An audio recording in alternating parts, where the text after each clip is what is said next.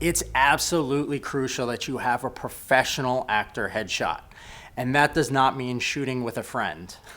My website is actors.cityheadshots.com if you're interested in shooting with us. But personally, you can, like, one-to-one, me telling you, you can pretty much shoot with any professional photographer as long as they're able to get you in the right mood, make you relax, laugh, smile, you don't feel tense during the shoot, and obviously that they know how to technically light the picture properly. And lighting is super important, as is the background, and we're going to go through some of those details in a second. But you definitely need a professional headshot. If you don't have one, if you have one that a friend took with their professional camera, there's a definite noticeable difference. And the best way that I recommend you looking to see whether that difference is noticeable is holding up your headshot that you currently have and comparing it next to something. If you Google like professional actor headshot, there's going to be some that show up. Look at some of those really, really good ones and you can immediately tell the difference. You could be like, wow, something about this shot just looks really crisp and sleek and nice, whereas mine that was shot by my friend, it's okay, but there's something different. It's kind of like a intangible quality. We'll actually discuss what those qualities are in a minute, but make sure that you're not using one of those headshots that has that, like, you know, intangible feeling of like not being as professional, because casting directors look at these pictures all day long. They know what a professional headshot is.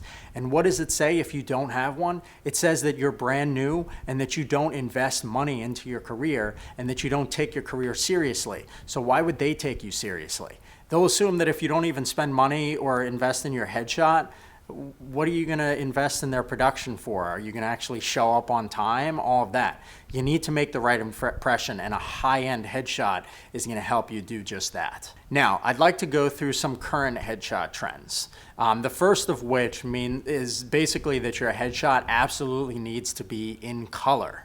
Okay, if you have a black and white headshot or something that's like, you know, a weird toned grayscale thing, whatever it is, it's not going to be taken seriously by casting directors. They're just going to look at it and be like, oh, I don't know whether. And if you have a black and white headshot, they're going to think that you're like 20 years older than you actually are. So make sure that your headshot is in color, because it makes it easier to see what your eye color is. Casting directors like to know what your hair color is. All of those details that can't kind of come through in a black and white headshot. Now, typically for legit headshots, which means more serious film and television roles or more serious theater roles, you'll usually have a little bit more of a serious expression and a slightly darker background. And then for commercial submissions or like more lighthearted stuff, you have a much bigger smile, and you'll do either a more colorful blurred out background like something outdoors, or a white background can work really well. In general, there's certain trends that kind of come by and then disappear again with headshots. One of them is doing colored backdrops, so like a flat color behind people, like a pink or something. I usually recommend to stay away from that, just because those trends could disappear really quickly. They might be popular this year, but then you might need to get a new headshot like 8 or 9 months from now, and you know, you're kind of screwed. Now you have to spend all that money again. So stick with something simple. If you are going to have a flat backdrop, it should be like either a gray tone or a white. I definitely recommend that you avoid shooting on a flat black backdrop, and the reason for that is unless your photographer is really good at lighting, you can kind of fall into the background and it just kind of looks like dark and muddy, and it's just not very appealing. Vertical versus horizontal. So vertical headshots are, for a while, horizontal headshots were really becoming popular, especially because of like film and television, you know, shooting in widescreen. And while they're still acceptable, I usually recommend shooting vertical these days. Vertical works well for theater, and it also works really well for film and TV. It's kind of the way the industry is going, is more back to vertical, because you could also see a little bit more of your body, which gives casting directors more of a sense of what you look like.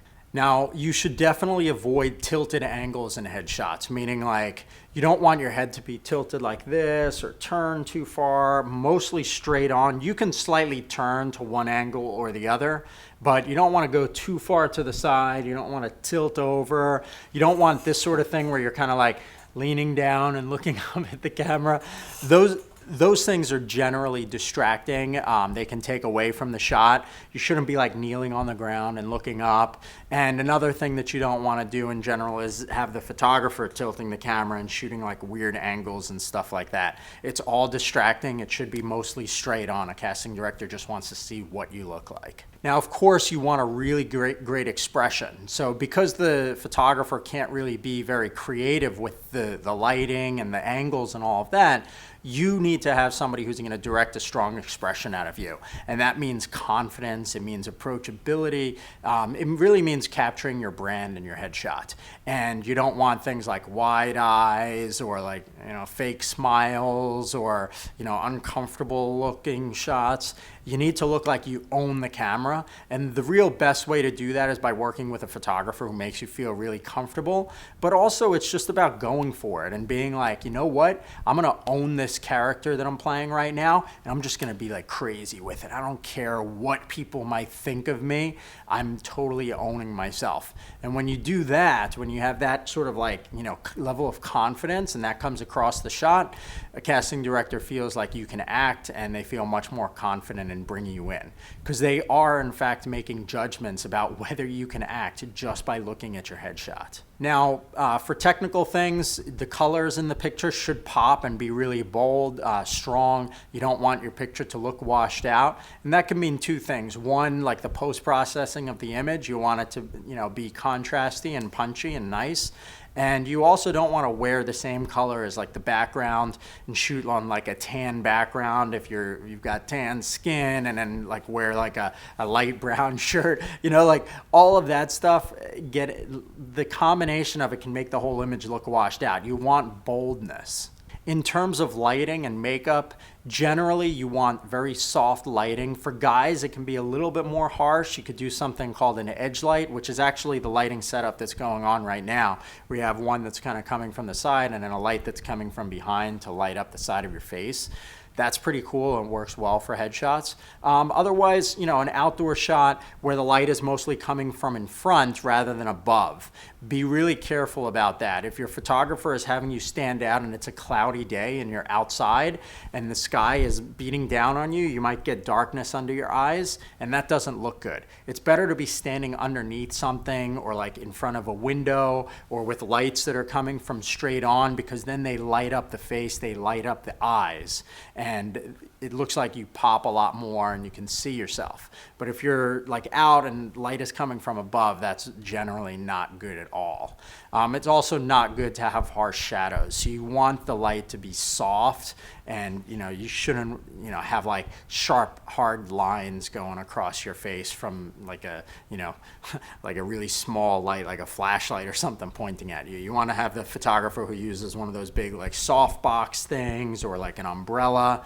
Those things soften the light and make it look more flattering for your face. For makeup, in general, you want it to be fairly natural. Makeup artists are great to have because they can make you look the way that you normally look. Like, they should be able to do makeup that you can normally do, but just make sure that it's done for the camera.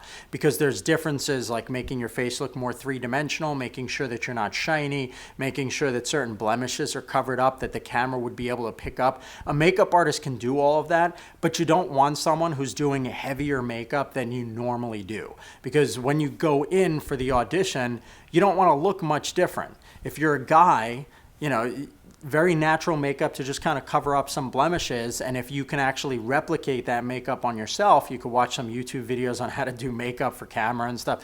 You could do that before you go in for the audition. The key is that you want to look as close in real life as you do in your headshot, so that when you submit and you walk in the door, the casting director isn't like, what? Why are you so different? Like, they'll get pissed off because it's a waste of their time. Now, the cropping of your shot generally should be shoulders up.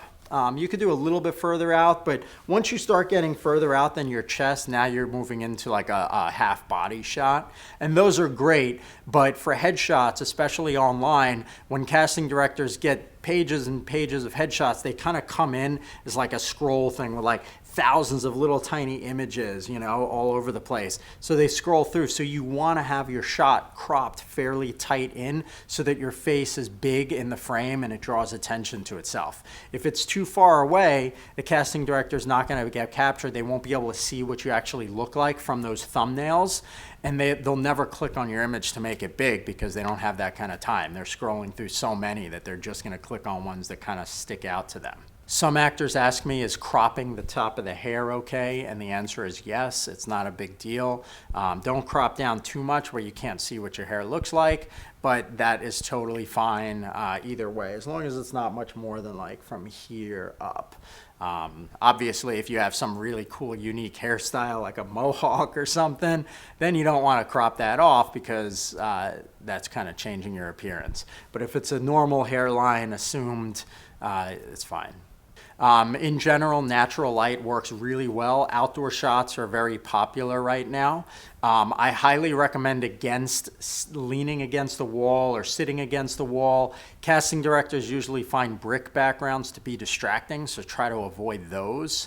And finally, if you are going to shoot outdoors, definitely avoid having too much distraction in the background. Your photographer should be able to shoot with a really long telephoto lens that's going to kind of completely blur out the background so that it's just kind of a color wash and you can't see anything. If there's anything behind you that's distracting or drawing attention to itself, it's going to take the casting director's eye off of you and they're going to lose their attention and then kind of move on. So no distractions, keep it all on you. Oh, and one other thing. Some actors kind of do a picture like this where they're leaning or their hand is in the shot or they're sitting on something. Don't do that. Your shot should be straight up, standard, just a portrait. Keep your hands out of it. Don't wear any jewelry or anything like that. We don't want people to think about anything except what you look like and what your expression is, which means what your brand is.